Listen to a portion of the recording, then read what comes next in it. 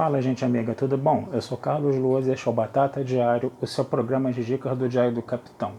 E hoje nós vamos continuar nossas análises de episódios de Jornada nas Estrelas, né? Vamos voltar à série clássica, vamos voltar a TOS, mais especificamente ao 10º episódio da primeira temporada, intitulado O Punhal Imaginário. Gente, esse é um episódio bem conhecido de Jornada nas Estrelas, eu acho que ele é uma das referências, assim, né? Por que isso? Porque é o episódio onde o Spock vai usar o seu elo mental pela primeira vez, né? E aí é um episódio que chama muito a atenção porque a gente vê todo um trabalho ali do Leonard Nimoy, né? De gestual, de linguagem corporal, né? De usar os dedos, as mãos, né? De todo um trabalho realmente gestual de construção, né, que o Nimoy fez dessa coisa do elo mental, né, de dizer que era uma coisa perigosa, coisa e tal, né, porque ele nunca tinha testado com humanos, né, e aí ele botou todo um quê ritualístico, né, de Vulcano, né, nessa coisa do elo mental, né, e o episódio chama muito atenção por causa disso. Mas qual é o plot desse episódio, basicamente? Né? A Enterprise está orbitando uma colônia penal, né, que está no planeta Tantalus 5. Né, eles recebem uma caixa, né, que tem que ser enviada, né, para um centro de estudos criminais que fica em Estocolmo, na Suécia. Né? Lembrando que Estocolmo, Suécia, na época era conhecida, né, por ter um bom sistema de recuperação de seus presos. Né? A Suécia sempre trabalhou muito bem em cima disso. Né? E aí o que acontece? Tem uma pessoa escondida nessa caixa, uma pessoa que parece estar um senhor, né, que parece estar completamente fora de si, né? O nome dele é Van Gelder, né? E quando ele tenta falar o nome dele, né, ele acaba sentindo uma espécie assim de dor lancinante muito forte, né? E ele dizia, né, que era assistente, né, do Dr. Adams, né, que é o chefe do presídio, coisa e tal ali, né? E o Kirk acreditava que esse Dr. Adams, ele tinha, vamos dizer assim, ele era uma pessoa muito bem vista. Por quê? Porque ele era um cara que tinha conseguido fazer um sistema de ressocialização e humanização de presos muito bom. Então o Kirk acreditava mais, né, nos feitos do Dr. Adams, né, do que qualquer outra coisa. E o McCoy estava meio ressabiado com o que o Van Gelder falava. Né? Então o que vai acontecer? Né? Pela insistência do McCoy e pelas prerrogativas dos regulamentos, né, de uma nave estelar, né, o McCoy acaba convencendo o Kirk, né, a descer à superfície para ver o que está acontecendo. Né? E aí o Kirk indica, pede para o McCoy indicar um especialista, e o McCoy indica uma psiquiatra, né, que foi um antigo caso amoroso do Kirk. Né? Então os dois descem à superfície do planeta, né, o Kirk fica bolado da vida, né, com essa história dele descer com uma ex-namorada, com um ex-casinho rápido de macho alfa, né, como ele é, né, no caso, né. E aí o Kirk vai investigando lá as coisas, enquanto que o Spock e o McCoy vão interrogando, né, o Van Gelder, né, na enfermaria, vão tentando tirar do Van Gelder, na medida do possível, né, o possível ali para entender o que está acontecendo. Aí o Van Gelder fala de um tal de neutralizador neural, né, que é uma máquina, né, que o que ela faz? Ela anula, né, as ondas cerebrais da pessoa, né, e fica uma outra pessoa ali colocando, né, através de um microfone, né, os pensamentos dela, né, e troca, né, os pensamentos, né, da pessoa que está ali no caso, né, pelas ordens da outra. Né. E foi assim, né, que o nosso Dr. Adams conseguiu, né, ressocializar os presos, no caso. Né. Ele usou uma máquina que esvaziou a cabeça das pessoas, botou o pensamento dele e todo mundo se comportava como se fosse um monte de robôs, né, no caso. Né. Foi uma ressocialização simplesmente, né, apertando uma espécie de interruptor liga-desliga na cabeça da pessoa e botando, né, as suas ordens na cabeça da pessoa. Ressocializar assim é muito fácil. Né. E aí o Kirk, ele foi, né, aos poucos descobrindo a coisa, né. O McCoy e o Spock também falaram, né, das coisas que o Van Gelder estava falando, do neutralizador neural, esse negócio todo, né, até o momento em que o Kirk descobre a máquina, né, perdão, ele vai junto com essa psiquiatra, que é a doutora Noel, né, conversar, né, tentar mexer nessa máquina para fazer um teste, né, só que eles acabam sendo surpreendidos pelo Adams, né, e aí o Kirk, ele acaba, ele acaba começando a ser sugestionado pelo Dr. Adams, no caso. Né. Só que aí o que vai acontecer? Quando eles estão, vamos dizer assim, presos, né, no caso, o Kirk e a doutora Noel, né, o Kirk manda que a doutora Noel entre nos dutos de ar para tentar desligar a energia do planeta para a Enterprise poder descer, né, no caso, né, e a máquina não funcionar mais, né, porque o planeta é cercado por um campo de força, né. Perdão. E aí o que vai acontecer? Enquanto o Kirk está sendo ali, vamos dizer assim, sugestionado de novo pela máquina, né, no caso, né, o que vai acontecer? A doutora Noel ela consegue desligar a energia, só que um dos capangas lá do Dr. Adams vai tirar ela, né, vai dar uns safadões nela lá, ela vai cair desmaiada, coisa e tal, né? E ele vai religar a energia. Quando ele religa a energia, ele vai para cima dela, que está desmaiada, né? Ela finge que está desmaiada, ela dá uma pesada na barriga dele, joga o cara na alta voltagem e mata o cara, né? E aí o que vai acontecer? A energia desliga de novo, né? E aí o Kirk ele consegue escapar, né? Ele dá uns tapões lá na galera lá, no capanga do doutorados e doutorados, o doutorado desmaia, né?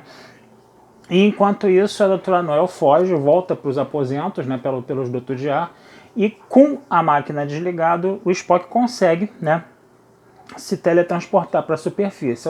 Aí o Spock faz o quê? Ele desliga o campo de força e liga a energia. Só que quando ele liga a energia, a máquina volta a funcionar totalmente. O Dr. Adams está desmaiado na sala, quando ele acorda, está lá a máquina atuando em cima dele, só que não tem ninguém falando nada para ele. Ele acaba morrendo, né? Tendo a mente completamente esvaziada, no caso, né? Então, quer dizer, o episódio ele vai além, né, dessa coisa do duelo mental vulcano, né? Esse episódio, além disso, né, que a gente já mencionou aqui, né?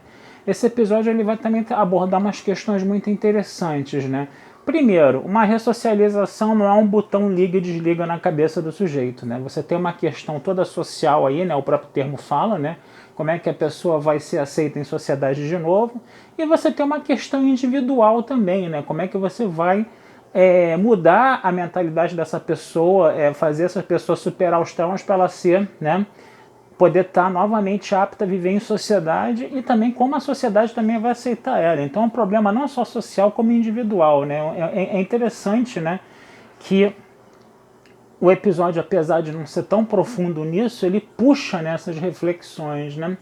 E outra coisa interessante também é o seguinte, né, que essa máquina, esse neutralizador neural é vista também como uma metáfora para a solidão, né?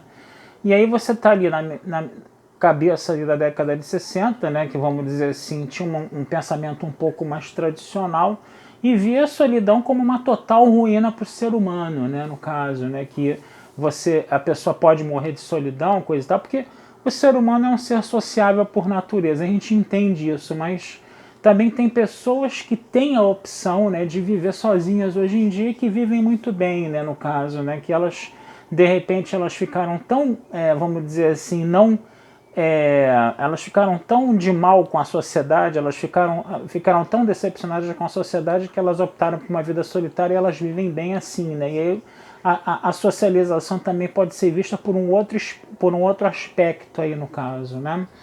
Então é um episódio que suscita essas discussões, que suscita essas reflexões, né? Na mentalidade da década de 60, né, a solidão é vista como uma coisa terrível, né? No caso ali, né? E o neutralizador neural era uma metáfora para isso, era uma máquina que esvaziava, né, as mentes das pessoas nesse sentido, né?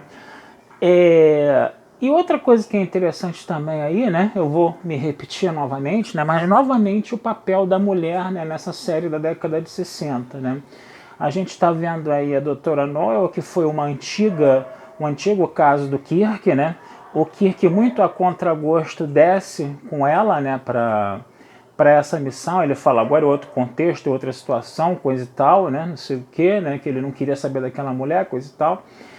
E na hora que ele está testando a máquina lá, né, junto com a doutora Noel começa até meio que sugestionar ele a ficar apaixonada por ela de novo. Quer dizer, ela ali com a máquina está ali meio que, né, subjugando um pouco esse macho alfa. O problema é que quando o Dr. Adams ele tira a doutora Noel da situação, o Dr. Adams usa essa paixão antiga, né, do Kirk, né, como uma arma contra ele, né, e a doutora Noel vai ficar contra isso. É interessante a gente ver isso também, né, que se no momento ela usa isso como estratégia, né, para dominar esse macho alfa aí, depois quando ela vê que isso está sendo usado de uma forma errada pelo Dr. Adams, ela também abre mão disso e começa a falar pro Kirk que isso estava sendo sugestionado na cabeça dele, né, que o Kirk fica apaixonadão por ela de novo por causa do neutralizador neural e das instruções do Dr. Adams. Agora, o interessante também é a gente ver, né, que ela foi uma mulher mais empoderada ali. Ela, né, acabou indo pelo duto de ar, né, ela acabou desligando a energia, né, para que o neutralizador neural fosse desativado. Ela acabou, né, saindo no braço com o homem, né, acabou, como mais mulher mais fraca, acabou desmaiando por causa disso, coisa e tal, né. Só que na hora que o cara vai pra cima dela, né, que o cara religa a energia e vai pra cima dela, ela dá uma pesada no cara e joga o cara contra a alta tensão e mata o cara eletrocutado, né. Então, quer dizer, é uma primeira vez que a gente está vendo no episódio, né, a mulher ali com um papel assim importante, né, da trama, né, no desenvolvimento da trama, e isso é importante de se mencionar, porque quando as pessoas falam de mulher em Jornada nas Estrelas, lembram muito da Uhura, coisa e tal, né, e esses pequenos pontos isolados nos episódios, né, mostram também que o empoderamento feminino estava começando a aparecer ali, né, de uma certa forma, né? Essa doutora Noel, por exemplo, é uma personagem altamente sensual, bonitona, né, tem um corpaço, coisa e tal, né. Ela incomodou o Kirk, né, porque ela foi um antigo caso amoroso do Kirk. Ela chegou a usar a máquina para tentar fazer o Kirk ficar apaixonada por ela de novo, né? Mas aí depois, quando o Dr. Adams usou isso de uma forma mais perniciosa, ela abriu mão dessa paixão, ela falou, ó, você está sendo manipulado pela máquina, né? E depois ainda ela teve um papel importante em quê? Conseguir desligar a energia elétrica, e ela ainda consegue matar um dos capangas do Dr. Adams, né, eletrocutado, né? Então, quer dizer, você já está vendo aí que esse papel dessa doutora Noel foi muito interessante nesse episódio com relação a esse empoderamento, um empoderamento feminino visto na década de 60, né? Apesar de todos os vícios da época, né? Que a gente já fala aí dessa visão mais machista que se tinha sobre a mulher naquela época, né? Mas essa personagem ela apareceu aí para quebrar um pouco isso. E isso é interessante, é muito importante de ser mencionado nesse episódio, né? Porque a gente tem que relativizar um pouco, né? Quando fala, Star Trek da década de 60 foi totalmente machista, foi.